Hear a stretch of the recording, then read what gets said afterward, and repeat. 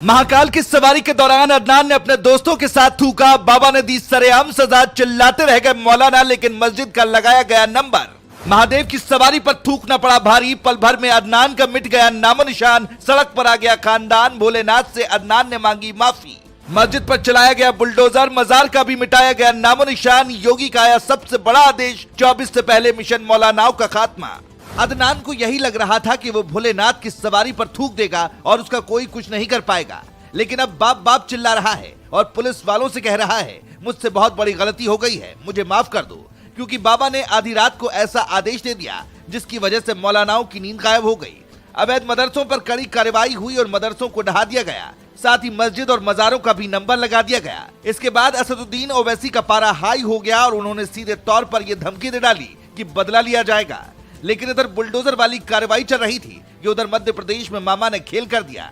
शिवराज सिंह चौहान ने इस बार योगी के रास्ते पर चलते हुए एक मुस्लिम आरोपी जिसने भोलेनाथ की सवारी के दौरान उस पर थूक दिया था, उसको अब सरेआम सजा दिलवाई है। असल में उज्जैन में महाकाल की सवारी निकल रही थी, लेकिन तभी अदनान अपने दो दोस्तों के साथ अपनी छत पर खड़ा था और जैसे ही महाकाल की सवारी उसके घर के नीचे से निकलने लगी, आरोप है कि अदनान ने अपने दोस्तों के साथ उस पर पहले तो कुल्ला किया और उसके बाद उस पर पानी फेंक दिया। लेकिन इस दौरान किसी ने उसका वीडियो अपने फोन में रिकॉर्ड कर लिया, जो बाद में सोशल मीडिया पर वायरल हो गया।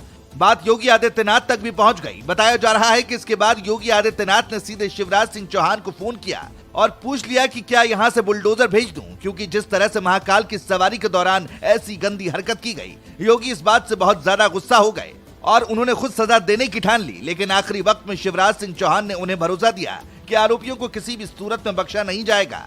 तुरंत वायरल हो रही वीडियो की पड़ताल की गई और पता चल गया कि कहां पर उन लड़कों ने महाकाल की सवारी पर पानी फेंका था और कुल्ला किया था। लोकेशन का पता लगते ही बुलडोजर को वहां तुरंत भेज दिया गया और इसके बाद बुलडोजर वाली कार्रवाई बिना किसी देरी के शुरू कर दी गई। देखते ही देखते बुलडोजर ने आरोपी के मकान को तोड़ दिया। जो अदनान ये सोच रहा था कि उसका कोई कुछ नहीं कर पाएगा, वो चिल्लाता रहा, माफी मांगता रहा, लेकिन उसकी कोई सुनवाई नहीं हुई।